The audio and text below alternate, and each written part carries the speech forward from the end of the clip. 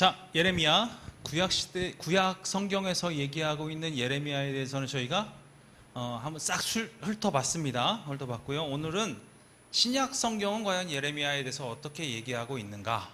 신약 성경 이렇게 되게 중요한 부분이기도 합니다.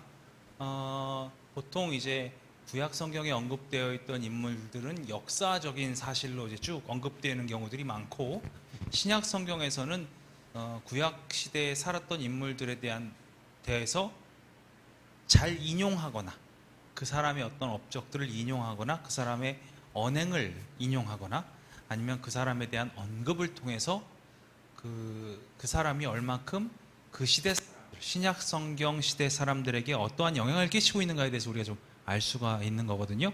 오늘 신약 성경에 대해서, 신약 성경은 예레미야에 대해서 어떻게 이야기하고 있는가?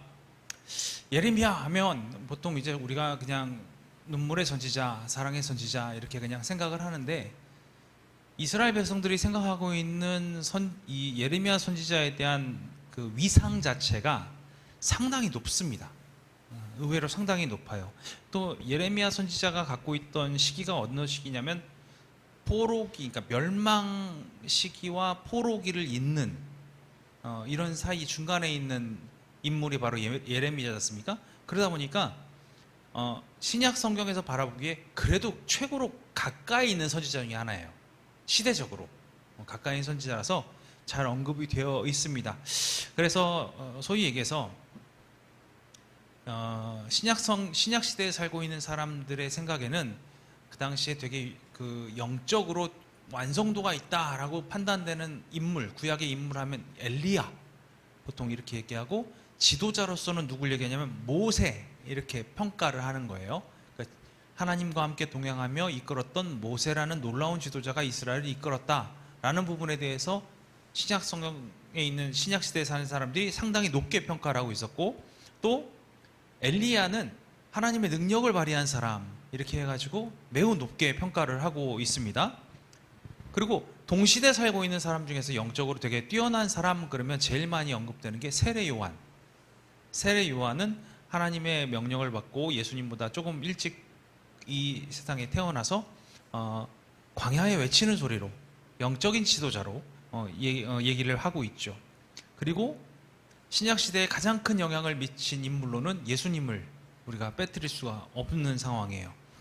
근데 이 예수님의 놀라운 그 능력, 그리고 엘리야의 놀라운 능력, 세례 요한의 어떤 영적 지도력, 이런 것과 거의 동등되는 수준으로 예레미야를 바라보고 있다라는 부분들이 베드로의 고백에 의해서 쭉 나오거든요. 그래서 마태복음에 보니까, 마태복음 16장 13절부터 16절까지 보니까 이렇게 언급하고 있습니다. 예수께서 빌립보 가이사랴 지방에 이르러 제자들에게 물으시되 사람들이 인자를 누구라 하느냐. 지금 이제 묻는 거예요. 예수님 스스로의 관점을 묻는 거예요. 그런데 사람들이라는 얘기가 무슨 얘기냐면, 그 당시에 이스라엘에 거주하고 유대 땅에 거주하고 있던 당시 사람들이 인자를 누구라고 하느냐라고 묻는 거예요. 그러니까 대답한 겁니다. 이르되 더러는 세례 요한, 더러는 엘리야, 어떤 이는 예레미야나 선지자 중 하나이다. 지금 이제 인물의 지금 어떤 레벨 자체가 쭉 나오죠. 세례 요한, 엘리야, 예레미야, 거의 같은 동급으로 같이 보고 있는 거예요. 그리고 그 말을 들은 예수님 물으시죠. 이르시되 너희는 나를 누구라 하느냐. 이게 베드로의 고백이 나옵니다. 우리 함께 할까요? 대답하여 이르시되 주는 그리스도시요 살아계신 하나님의 아들이시니이다. 이렇게 고백을 하고 있습니다. 그러니까 사람들이 보기에는 예수님이라는 존재를 하나님의 아들이라는 존재로 보지 않고 있었기 때문에, 메시아로 보지 않고 있었기 때문에 사람들의 평가는 그 당시에 가장 높은 영적 레벨을 갖고 있는 사람들, 세례 요한, 엘리야와 동급으로 예레미야를 두고 있다. 우린 이렇게 좀 볼 수가 있겠지요. 예레미야가 상당히 높게 보여지는 거예요. 그리고 신약 성경에서는 예레미야를 우리는 이제 예레미야라고 부르는데, 신약 성경이 쓰여진 글 자체가 헬라어입니다. 헬라어로 기록되어 있어요. 헬라어가 무슨 얘기냐면 그 헬라 문화 이런 얘기 들어보셨죠? 헬라 문화의 메인 본거지가 어디냐면 그리스예요. 그리스. 그리스 하면 생각나시는 거, 제일 많이 생각나시는 거. 제우스, 또 올림픽, 또 뭐가 있을까요? 그리스 마라톤 뭐 이런 거요? 또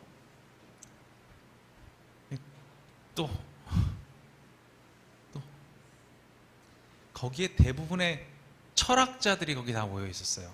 철학자들이 아리스토텔레스, 플라톤, 뭐 수많은 철학자들이 거기 다 모여 있었죠. 계속 생각하는 애들이 누구예요?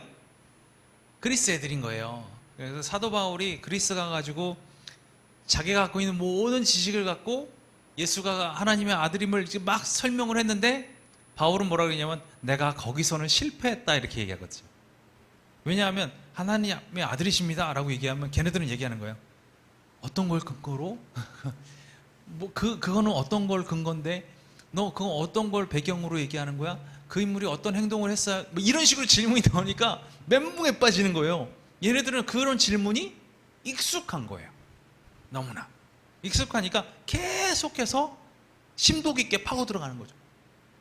그러니까 이건 아니다 싶어서 바울도 나중에 고백하기에 내가 그 지역에서는 내가 전도에 실패했다 이렇게까지 얘기를 하고 있는 동네가 바로 헬라 지역이에요. 이 헬라 문화가 어느 에너지를 갖고 퍼지기 시작하느냐면 로마의 에너지를 갖고 전 유럽에 퍼지거든요. 왜냐하면 로마 문화가 헬라 문화를 끌어들여서 헬라 문화를 쫙 퍼뜨린 계기가 되니까. 그러니까 당시에 이스라엘도 헬라 문화가 로마가 다스리던 곳이었으니까 헬라 문화가 있었고, 신약 성경이 적혀진 글도 헬라어로 적혀졌어요. 그래서 예레미야를 우리는 예레미야 이렇게 부르는데, 헬라어의 그 성경에 기록되어 있기는 뭐라고 되냐면 예레미. 들어보셨어요? 예레미도 예레미야라는 얘기예요. 또 조금 로마식 방언으로 얘기하면 예레미야스 이렇게 로마틱하죠. 그렇죠? 뭐 그런 거 있잖아요. 뭐 아리스토텔레스, 뭐 소크라테스 뭐 이런 것처럼 그런 뒤에 뭔가 수식어가 붙는 거, 예레미야스 이렇게 부르고 있어요. 오늘 보고 있는 마태복음 2장 17절 말씀 보니까 17절하고 18절을 저희가 함께 볼 텐데, 17절이 이에 선지자 예레미야를 통하여 말씀하신 바 라마에서 슬퍼하며 크게 통곡하는 소리가 들리니 라헬이 그 자식을 위하여 애곡하는 것이라. 그가 자식이 없으므로 위로받기를 거절하였도다 함이 이루어졌느니라 라고 개역 개정에 적혀 있어요. 개역 개정에 이렇게 해석되어 있는 거예요. 그런데 제가 이걸 보면서 2장 17절 말씀으로 사실상 이 부분이 설명이 되는데 어쩔 수 없이 개역 개정 때문에 다 읽은 거예요. 왜냐? 2장 17절 말씀을 제가 말도 안 되지만 헬라어로 읽어드릴게요. 2장 17절 말씀을 토테 에플레도테 토 레덴디아 예레미우 투 프로테투 레곤토스, 이게 이제 헬라어예요. 뭔지 안 알으셔도 상관없어요. 근데 이것을 그대로 문장 그대로 해석하면 뭐냐면, 하나님께서 선지자 예레미야에게 말씀하신 대로 이루어졌도다예요. 그냥 지금 제가 헬라어로 읽어드린 거 그대로 해석을 하면 하나님께서 선지자 예레미야에게 말씀하신 그대로 이루어졌다. 근데 우리가 개역개정으로 보려니까 어떻게 됐어요? 선지자 예레미야를 통하여 말씀하신 바, 그리고 쭉 내용이 나오고 이루어졌느니라 이게 되잖아요. 그래서 제가 이거 두 절을 다 집어넣었는데 사실은 17절에 완료형이에요. 이루어졌다라고 끝나요. 그리고 거기에서도 뭐라고 하냐면 예레미라고 나오죠. 예레미우라고 나오는 예레미에게 이런 거거든요. 그렇게 예레미야를 당시 사람들이 부르고 있었다. 이 부분 그냥 알고 계시면 될 것 같아요. 그리고 예레미야에게 주어진 새 언약 뭐가 있었죠? 우리 기억하시나요? 새 언약 지식, 그렇죠? 또 뭐 있었어요? 복종, 또 성별함과 또 함께 교제하는 것과 용서에 대한 얘기가 있었잖아요. 기억나시나요? 네, 저번 주 겁니다. 네, 그게 있었어요. 이게 새 언약이었어요. 이 언약은 모세의 율법을 충분히 교체하고도 남을 만한 그런 새 언약이다 라고까지 말씀을 드렸죠. 자, 이 내용이 그냥 구약시대에 언급된 걸로 끝났으면 그냥 사라지고 묻혀버릴 텐데 히브리서에 그대로 반복이 됩니다. 그래서 히브리서 8장 7절에서 13절까지 말씀을 보니까 뭐라고 되어 있냐면, 저 첫 언약이 무음하였더라면, 이건 이제 모세에게 준 거예요. 둘째 것을 요구할 일이 없었으려니와 그들의 잘못을 지적하여 말씀하시되, 주께서 이르시되 볼지어다 날이 이르르니 내가 이스라엘 집과 유다 집과 더불어 새 언약을 맺으리라. 어디요? 이스라엘과 유다의 집에 새 언약을 맺겠다 이렇게 했어요. 또 주께서 이르시기를 이 언약은 내가 그들의 열조의 손을 잡고 애굽 땅에서 인도하여 내던 날에 그들과 맺은 언약과 같이 아니하도다. 모세의 율법이 폐해진다는 내용이죠. 그들은 내 언약 안에 머물러 있지 아니하므로 내가 그들을 돌보지 아니하였도다. 이스라엘이 하나님의 율법을 지키지 않았다는 걸 얘기하고 있어요. 또 주께서 이르시되 그날 후에 내가 이스라엘 집과 맺은 언약은 이것이니, 똑같이 이제 저번 주 걸 상기해 보세요. 내 법을 그들의 생각에 두고 그들의 마음에 이것을 기록하리라. 나는 그들에게 하나님이 되고 그들은 내게 백성이 되리라. 또 각각 자기 나라 사람과 각각 자기 형제를 가르쳐 이르기를 주를 알라 하지 아니할 것은 그들이 작은 자로부터 큰 자까지 다 나를 알미라. 저번 주에 들었던 기억나시죠? 네? 내가 그들의 불의를 긍휼히 여기고 그들의 죄를 다시 기억하지 아니하리라 하셨느니라. 이게 예레미야에게 얘기했던 새 언약 그대로예요. 그대로 똑같이 반복되었어요. 새 언약이라 말씀하셨음에 첫 것은 낡아지게 하신 것이니 낡아지고 쇠하는 것은 없어져 가는 것이니라. 저번 주 한 내용과 똑같죠. 반복되고 있어요. 이게 이제 누구를 통해서 이루어지는 겁니까? 예수님을 통해서 이루어지는 거예요. 예레미야를 통해서 예언되어진 것이 이제 예수 그리스도 통해서 우리에게 그냥 이루어지게 되는 거예요. 이 사실이. 왜요? 예수님은 어디 집에서 나셨죠? 다윗의 아들. 우리가 그렇게 배우고 있잖아요. 유다의 그 라인 안에서 태어나신 거예요. 다윗의 자손 예수님으로 말미암아 그 새로운 언약이 우리에게 실행되는 일이 벌어지게 되는 거예요. 실행되는 일. 그래서 그냥 없어지면 우리가 모르겠는데 그것이 우리에게 주어진 큰 은혜다. 우리를 구원하셨고 구속하셨고 성별하셨고 그 다음에 함께 교제를 나누시고 다시금 우리의 죄를 찾지 않으시는 그 은혜, 그 은혜가 예수 그리스도를 통해서 이루어지게 되었다라는 부분이에요. 그래서 우리가 저번 주 거 한번 그대로 한번 보죠. 예레미야 33장 15절부터 18절까지예요. 보니까 뭐라고 되어 있냐면, 그날 그때에 내가 다윗에게서 한 공의로운 가지가 나게 하리니. 맞죠? 그렇죠? 이건 예레미야 예언이에요. 그가 이 땅에 정의와 공의를 실행할 것이라. 그날에 유다가 구원을 받겠고 예루살렘이 안전히 살 것이며 이 성은 여호와는 우리의 의라는 이름을 얻으리라. 여호와께서 이와 같이 말씀하시느니라. 이스라엘의 집에 왕위에 앉을 사람이 다윗에게 영원히 끊어지지 아니할 것이며 내 앞에서 번제를 드리며 소제를 사르며 다른 제사를 항상 드릴 레위 사람 제사장들도 끊어지지 아니하리라 하시니라. 그러니까 예수님을 통해서 참된 제사장으로서 하나님께서 세우셨고, 그리고 이 땅에 영원히 끊이지 않은 다윗의 자손으로서 우리에게 보내주셨고, 예수 그리스도를 통해서 예레미야에게 예언하게끔 하셨던 그 내용들이 우리에게 그대로 실현되게끔 만드신 사건이 뭐냐면 예수 그리스도가 이 땅에 오신 사건이라는 거예요. 언약을 다른 말로 하면 서약 이렇게 얘기하죠. 서약, 언약, 말로써 약속한 걸 우리가 글로 남기면 뭐가 돼요? 서약이 되는 거예요. 그러니까 이해가 되세요? 이해가 되세요? 그러니까 이런 거 있잖아요. 구두 계약이 있고 계약서를 작성하는 계약이 있고, 근데 이거 둘 다 뭐냐면 계약이에요. 하나님께서는 우리에게 글로 써가지고 도장 찍어서 주신 적은 없어요. 그래서 우리는 뭐라고 얘기하냐면 언약 이렇게 얘기해요. 근데 우리는 뭘로 받을 수 있어요? 하나님과 우리가 글씨로 나눈 것처럼 정확하게 기록해서 서약으로 남길 수 있어요. 언약과 비슷한 게 또 있죠. 언약. 보통 이제 유언 그러면 어떠세요? 유언 그러면 내가 지금 남아있는 사람들에게, 자손들에게 뭐 하는 거예요?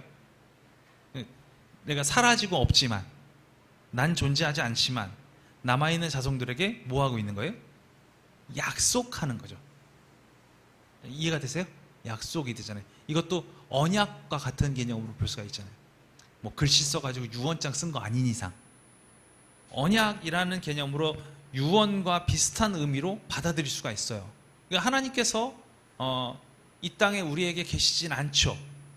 물론 우리 심령 가운데 성령님의 모습으로 살아 숨쉬고 계시긴 하지만 우리의 눈으로 보거나 우리가 계속 묻거나 답을 얻거나 하는 부분은 아니잖아요. 그럼에도 불구하고 하나님의 말씀이 우리에게 심도 깊게 다가올 수 있는 이유는 뭐냐면, 이렇게 우리를 구속하신 사건들을 여러 장면으로 우리에게 보여주심으로 성경 안에서 우리가 인정할 수밖에 없는, 믿을 수밖에 없는 사실을 만들어 가신다는 거예요. 그래서 언약, 유언, 서약, 이 개념으로 우리가 예레미야 31장 31절부터 34절까지의 말씀이 히브리서 8장 7절부터 13절, 9장 14절에서 15절에 어떻게 드러나고 있는지 좀 비교를 좀 하면서 같이 볼게요. 그러니까 좀 기억을 좀 하셔야 돼요. 31장 31절부터 34절까지 한번 볼게요. 한번 쭉 볼게요. 여호와의 말씀이니라. 보라, 날이 이르니 내가 이스라엘 집과 유다 집에 새 언약을 맺으리라. 이 언약은 내가 그들의 조상들의 손을 잡고 애굽 땅에서 인도하여 내던 날에 맺은 것과 같이 아니할 것은 내가 그들의 남편이 되었어도 그들이 내 언약을 깨뜨렸음이라. 여호와의 말씀이니라. 그러나 그날 후에 내가 이스라엘 집과 맺은 언약은 이러하니 곧 내가 나의 법을 그들 속에 두며 그들 마음에 기록하여 나는 그들의 하나님이 되고 그들은 내 백성이 될 것이라. 여호와의 말씀이니라. 그들이 다시는 각기 이웃과 형제를 가리켜 이르기를 너는 여호와를 알라 하지 아니하리니 이는 작은 자로부터 큰 자까지 다 나를 알기 때문이라. 내가 그들의 악행을 사하고 다시는 그 죄를 기억하지 아니하리라. 여호와의 말씀이니라. 이게 저번 주에 우리가 봤던 새 언약에 관련된 내용이었고요. 똑같이 우리가 방금 전에 본 거예요. 방금 전에 히브리서에 봤던 것 쭉 볼게요. 저 첫 언약이 무음하였더라면 둘째 것은 요구할 일이 없을 것이니와 그들의 잘못을 지적하여 말씀하시되 주께서 이르시되 볼지어다 날이 이르리니 내가 이스라엘 집과 유다 집과 더불어 새 언약을 맺으리라. 똑같죠? 또 주께서 이르시기를 이 언약은 내가 그들의 열조의 손을 잡고 애굽 땅에서 인도하여 내던 날에 그들과 맺은 언약과 같이 아니하도다. 그들은 내 언약의 안에 머물러 있지 아니하므로 내가 그들을 돌보지 아니하였도다. 똑같죠? 또 주께서 이르시되 그날 후에 내가 이스라엘 집과 맺은 언약은 이것이니 내 법을 그들의 생각에 두고 그들의 마음에 이것을 기록하리라. 나는 그들에게 하나님이 되고 그들은 내게 백성이 되리라. 또 각각 자기 나라 사람과 각각 자기 형제를 가르쳐 이르기를 주를 알라 하지 아니할 것은 그들이 작은 자로부터 큰 자까지 다 나를 알미라. 내가 그들의 불의를 긍휼히 여기고 그들의 죄를 다시 기억하지 아니하리라 하셨느니라. 새 언약이라 말씀하셨음에 첫 것은 낡아지게 하신 것이니 낡아지고 쇠하는 것은 없어져 가는 것이니라. 예레미야랑 완전 똑같죠. 또 한번 볼게요. 똑같이 히브리서예요. 하물며 영원하신 성령으로 말미암아 흠없는 자기를 하나님께 드린 그리스도의 피가 어찌 너희 양심을 죽은 행실에서 깨끗하게 하고 살아계신 하나님을 섬기게 하지 못하겠느냐. 아까 얘기했던 거랑 의미적으로 받으셔야 돼요. 이로 말미암아 그는 새 언약의 중보자시니 이는 첫 언약 때에 범한 죄에서 속량하려고 죽으사 부르심을 입은 자로 하여금 영원한 기업의 약속을 얻게 하려 하심이라. 어떠세요? 계속해서 반복되고 있잖아요. 새 언약에 대한 반복이 예레미야 입을 통해서 반복적으로 선포되었던 이 새 언약이 계속 신약 성경에 반복적으로 선포가 되고 있는 거예요. 우리에게 계속 하고 계시는 그 말씀이에요. 지금 우리가 예수 그리스도를 믿는다라는 것은 이 예레미야의 예언이 성취된 상황에서 우리가 믿고 있는 거잖아요. 이해되시죠? 예언이 아니라 이제 성취가 된 거예요. 성취가 된 상황에서 믿고 있는 거예요. 그러면 그 성취된 것이 나한테서 존재하는가? 제일 중요한 게 이거라고 말씀드렸죠. 뭔지 아세요? 내 법을 그들의 생각에 두고 그들의 마음에 기록하겠다. 이렇게 말씀하셨잖아요. 하나님의 법이 어디에 있는 거예요? 이젠 문서상으로 돌아다니면서 사람들에게 가르쳐주는 거에 존재한 게 아니라 어디에 존재하는 거예요? 내 마음에 있는 거예요. 하나님이 누구야? 작은 자서부터 큰 자까지 다 물어볼 필요가 없다. 왜? 우리에게 다 있으니까 라고 얘기하는 거란 말이에요. 이게 가능한 게 뭘까요? 이게 가능한 거, 내 마음에 기록하고 내 생각에 둔다는 게 가능한 게 뭘까요? 이게 성령님이에요. 이게 성령님이 계시다라는 증거예요. 믿음의 근거예요. 성경을 다 모르고 있는 사람도, 몇 번 교회에 안 나온 사람도 그의 마음 가운데 믿음이 불타게끔 타오르는 것을 본 적이 많거든요. 그들에게 물어요. 근데 그들이 너무 잘 알아요. 하나님의 마음이 무엇인지 잘 알아요. 은혜가 쏟아지는 순간 다 깨달아서 알아요. 성령이 충만해지는 순간 그 성령의 은혜를 다 알아요. 이건 누가 뭐라고 얘기할 수 없는 하나님의 놀라운 은혜이자 기적이죠. 마찬가지입니다. 우리의 마음이 늘 하나님의 음성에 귀 기울일 수 있어야 합니다. 왜냐하면 오늘 예레미야의 예언이 성취된 배경 자체가 우리 마음 가운데, 우리 생각 가운데 하나님의 법을 심으실 것이다, 이렇게 얘기했기 때문입니다.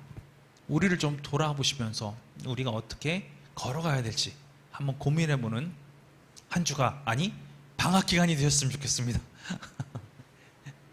방학이라는 단어 쓰니까 다 행복해 하시네. 자, 예레미야를 통해서 배울 수 있는 교훈은 무엇입니까? 1. 예레미야는 국가에 관한 하나님의 심판을 우리에게 가르치고 있습니다. 그렇죠. 이스라엘 전체에 대한 예언입니다. 그런데 어느 한 사람의 잘못이나 어느 민족의 잘못이 아니라 한 나라에 대한 심판이 가능하다라는 부분을 우리에게 알려주고 있습니다. 두 번째, 우리는 성공하지 못한다 할지라도 항상 진실해야 함을 배워야 합니다. 무슨 얘기입니까? 무슨 얘기입니까? 예레미야는 알고 있었어요. 그들이 내가 얘기하는 것을 전혀 듣지 않을 것을 알고 있었어요. 그렇죠? 그럼에도 불구하고 어떻게 합니까? 끊임없이 하나님의 음성 그대로를 진실되게, 신실하게 선포했어요. 용감하게. 우리 이 부분도 알아야 합니다. 세 번째, 우리는 세상으로 받을 온갖 박해나 비난을 예상해야 한다. 왜 그럴까요? 왜 그럴까요?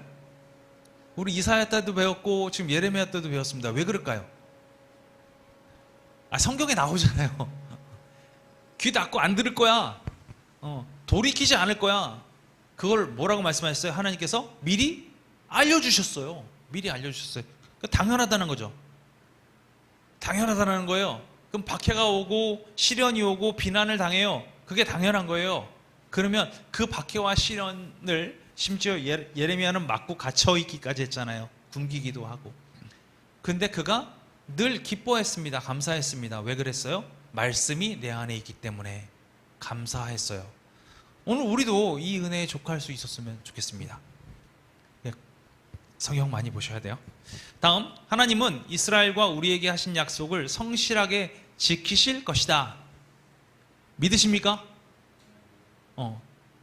이게 믿음의 고백이에요. 다섯 번째, 우리는 모두 다소간 눈물과 슬픔으로 낙심하는 때가 있다. 하나님은 우리가 그분에게 모든 것을 굴복시킬 때 우리를 더 선하게 사용하실 수 있다. 슬픔에 넘어지지 마십시오. 좌절하지 마십시오. 매몰되지 마십시오. 우리를 그냥 다 내어놓으면 주님은 우리를 사용하실 줄로 믿습니다. 여섯 번째, 예레미야는 우리 주님과 같은 성격과 성품을 소유했다. 그의 긍휼, 그의 사랑의 말, 상한 심령, 심판과 장래의 일들이 그를 예수님과 같이 만들었다. 더러는 당신을 이사야나 예레미야 등으로 말하더이다. 아까 읽어보셨죠? 이게 참 중요한 내용인 것 같아요. 정말 중요한 내용인 것 같아요. 왜냐하면 그런 긍휼의 마음이 있을까? 저도 이제 공부하면서 제일 많이 느낀 긍휼의 마음이 있을까? 정말 그렇게 사랑하는 말을 내가 내 바깥으로 내뱉을 수 있을까? 정말 상한 심령을 가지고 애통하는 마음을 가지고 살고 있을까? 심판과 장래의 일을 다 알고 있음에도 불구하고 그 사랑과 긍휼을 가지고, 그리고 나에게 그렇게 비난과 박해를 쏟아놓는 사람들에게 그런 사랑의 말을 할 수 있을까? 우리가 주님을 닮아간다고 얘기하잖아요. 주님을 닮기는 어렵다 하더라도 예레미야와 같은 성품을 닮아보면 어떨까? 저는 이렇게 생각을 했습니다. 주님은 하나님의 아들이시니까, 그러니까 레벨이 좀 다르잖아요, 우리랑. 그런데 인간으로서 이 세상을 살아내면서 그가 갖고 있던 성품, 긍휼과 사랑과 애통함과 상한 심령들, 이런 모습들, 그것을 가지고 우리가 살아갈 수 있다고 한다면 하나님이 기뻐하는 사람이 되지 않을까, 저는 이렇게 생각을 했습니다. 그리고 우리 행복한 교회 모든 교인분들께서 이 성품을 위해서 날마다 경주할 수 있으면 얼마나 좋을까, 이런 생각을 했습니다. 한번 도전해 보시죠, 함께. 네, 아무도 그런 생각이 없으실 것 같은데. 자, 복습입니다. 예레미야는 누구입니까? 예레미야, 생각나시는 거? 사랑으로 전했던 선지자. 또 눈물의 선지자. 네, 정의된 정의. 네. 또 어떤 게 있을까요?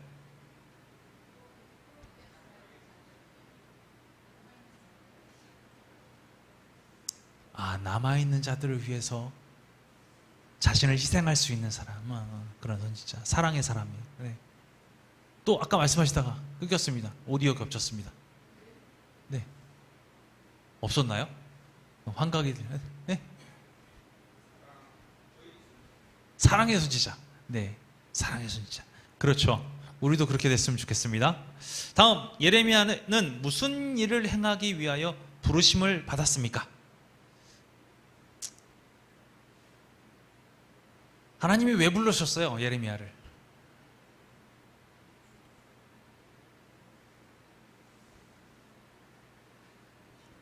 네? 그렇죠. 네. 오징어 게임 할아버지 말씀과 똑같아요. 이러다 다 죽어! 그런 거예요. 그죠? 그 얘기랑 똑같아요. 너희 이렇게 살면 다 죽어. 분명하게 선포하는 도구로 예레미야가 쓰임을 받았죠. 세 번째, 그는 백성에게 어떠한 대우를 받았습니까? 백성들에게.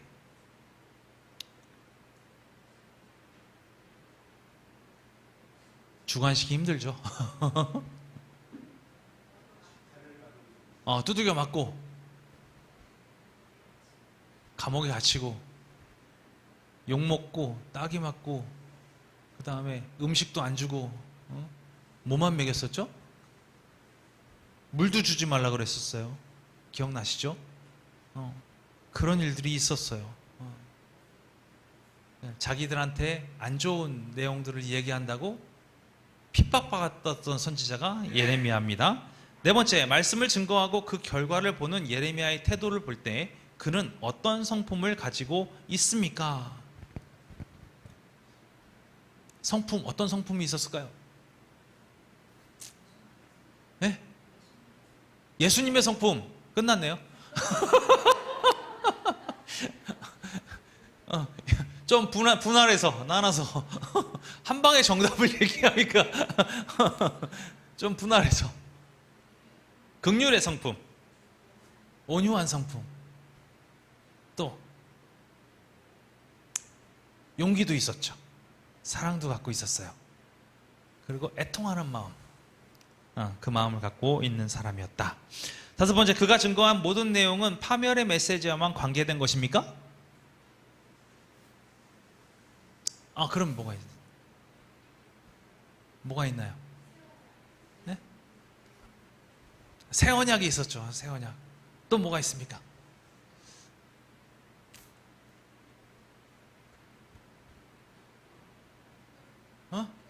회복.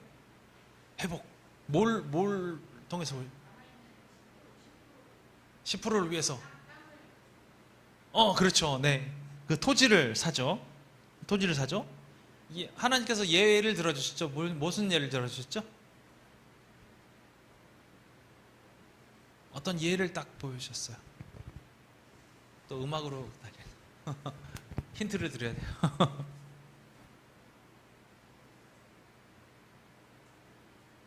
뭔가 이제 막 네.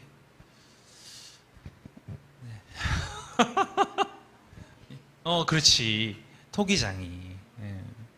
토기장이의 예화를 통해서 하나님께서 주권적으로 행하실 수 있음을 알려주셨어요. 그래서 멸망만이 아니라 다시금 새롭게 세우는 것도 하나님의 몫이다, 이렇게 얘기하고 있었죠. 자, 그는 이스라엘에게 어떤 소망을 주었습니까? 어떤 소망을 주었습니까? 네? 다시 돌아올 것이다. 증거로, 믿음의 증거로, 아까 방금 얘기했던, 네? 네, 땅 사죠. 네, 땅 사죠. 그 땅 토지 등서를 어떻게 하라고 그랬어요?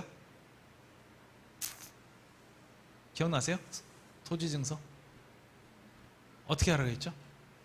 항아리에 넣어서 하나님 잘 보관해라. 잘 보관해라. 얘기했죠.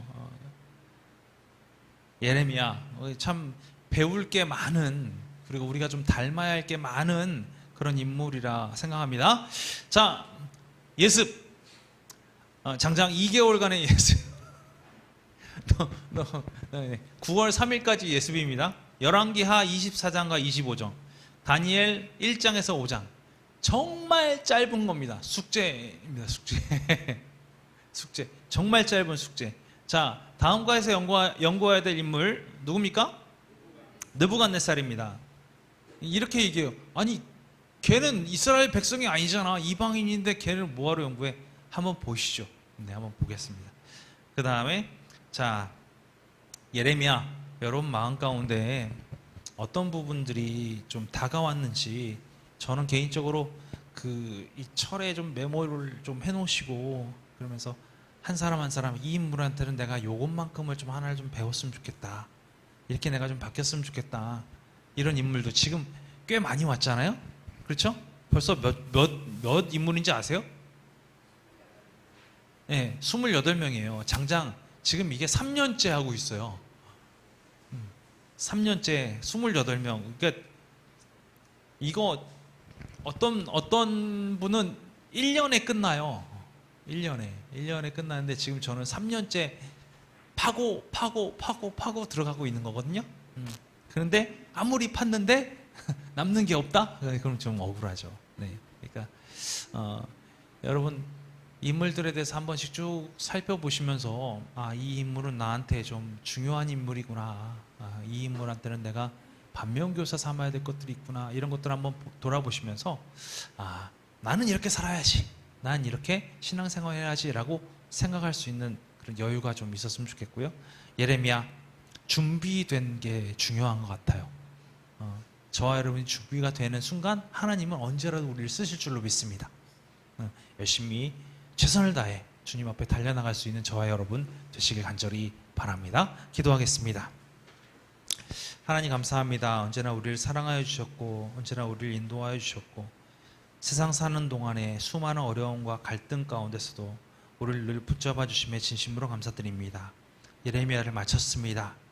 사랑의 선지자, 긍휼의 선지자, 그리고 그의 마음 가운데 하나님의 놀라운 그 사랑이 넘치는 그런 선지자인 것을 배웠습니다. 우리도 그 예레미야의 성품을 닮아가는 삶을 살게 하여 주시고, 우리의 입술에 늘 사랑의 언어를 허락하여 주시사, 세상 가운데, 그리고 이 세상 살아가는 동안에 모든 사람들이 예수 그리스도의 살아계심을 증거할 수 있을 귀한 삶을 살아낼 수 있도록 인도하여 주옵소서.